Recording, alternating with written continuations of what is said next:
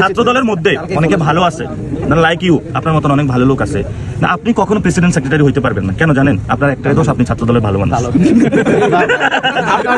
এই এক খোড়া যুক্তি সবাইকে দেন ভাই, এটা তো এক খোড়া যুক্তি না ভাই। আপনি বলেন বিএনপি পার্টিটা চলে কিভাবে? ধরেন এই যে মির্জা আব্বাস সাহেব, এখান থেকে অনেকগুলো টাকা তোলে।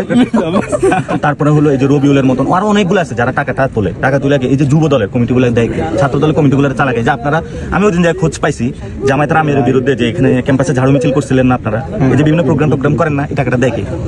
আপনি বলেন, আপনি যে প্রোগ্রামে যান, এই প্রোগ্রামগুলো টাকা দেয় কি? আমরা তো এত আপার নেতৃবৃন্দ না, তবে আমরা যাই, আমাদের তো আপনি ঢাকা ইউনিভার্সিটির লয়ার স্টুডেন্ট, আমাদের দলের এখনো প্রোগ্রামে ওইরকম ভাবে যে মানে ভিজিবল কোনো কিছু যে খাওয়ানো টাওয়ানো বা কিছু পয়সা করে আপনি এখন এই যে ছাত্র দলের আমার নামে নাম নাসির ভাই, দেখবেন আপনি এখানে দাঁড়ায় আছেন, উনি ঠিকই বলছেন একটা রেস্টুরেন্ট আছে। কিছুক্ষণ আগে প্রায় 11:40-এর দিকে আমি ছাত্রদল কেন্দ্রীয় সংসদের দপ্তর সম্পাদক জাহাঙ্গীর আলম ভাইয়ের ভেরিফাইড কৃত ফেসবুক পেজে একটি শোকজপত্র দেখলাম, সেখানে আমার নাম উল্লেখ করে আমাকে শোকজ করা হয়েছে। এরপর থেকে ঢাকা বিশ্ববিদ্যালয়ের বিভিন্ন শিক্ষার্থী, সাংবাদিক ভাইয়েরা, সারা বাংলাদেশের ছাত্রদল নেতাকর্মীরা আমার কাছে বারংবার জিজ্ঞেস করছেন, ফোন করছেন কেন আমাকে শোকজ করা হলো। যদিও আমি এখন পর্যন্ত জানি না কেন শোকজ করা হয়েছে, এবং আমি কিন্তু তখনই তাৎক্ষণিক এটি যখন পেলাম, কেন্দ্রীয় ছাত্রদল দপ্তর সম্পাদক জাহাঙ্গীর আলম ভাইকে আমি ফোন করে জিজ্ঞেস করলাম, ভাই কি কারণে আমাকে শোকজ করা হয়েছে, সেটাই তো জানি না, উত্তরটা দিব কিভাবে।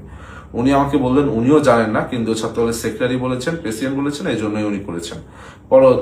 এবং উনি আমাকে সাজেস্ট করলেন তুমি বরং প্রেসিডেন্ট সেক্রেটারির কাছে জিজ্ঞেস করো।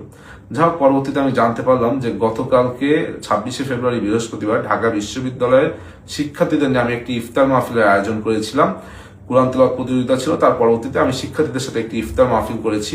সেই ইফতার মাহফিল কেন করলাম সে কারণে নাকি আমাকে শোকজ করা হয়েছে।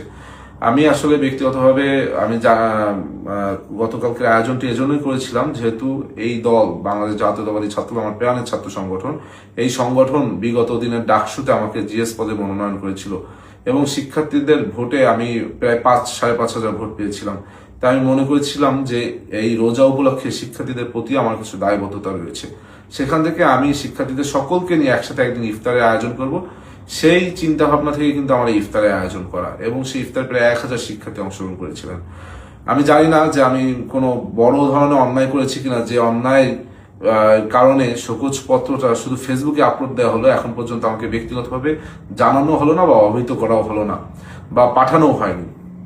আমি যদি আমার কাজের কারণে ছাত্র দলের কোনো ক্ষতি করে থাকি, তবে আমি ছাত্র দলের বর্তমান যে প্রেসিডেন্ট সেক্রেটারি, তাদের কাছে ক্ষমা সুন্দর দৃষ্টিতে তাদেরকে দেখতে বলছি। আমি এটা, তারা বলেছে লিখিত জবাব দিতে, আমি লিখিত জবাব চাইলেই দিতে পারতাম, কিন্তু আমি লিখিত জবাব দিব না। আমি দিব না একটি কারণে, সেটি হলো আমাকে ব্যক্তিগতভাবে এখন পর্যন্ত কোনো শোকজ পত্র আমাকে কিন্তু পার্সোনালি পাঠানো হয়নি। আমি নিশ্চয়ই এমন কোনো বড় অন্যায় করিনি যে আমাকে পার্সোনালি পাঠানো যাবে না। ডিরেক্ট ফেসবুকে সামাজিক যোগাযোগ মাধ্যমে এই ধরনের একটি শোকজপত্র দিয়ে সারা বাংলাদেশের মানুষ এখন আমাকে ফোন করছে, সারা বাংলাদেশের মানুষ এখন জানতে চাচ্ছে কি এমন অন্যায় করেছি।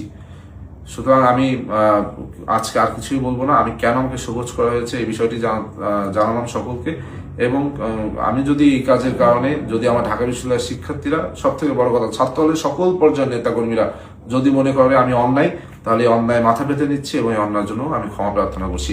আর আপনারা যদি মনে করেন আমার সাথে অন্যায় হয়েছে, এটিও আমি আপনাদের কাছে ভাত দিচ্ছি।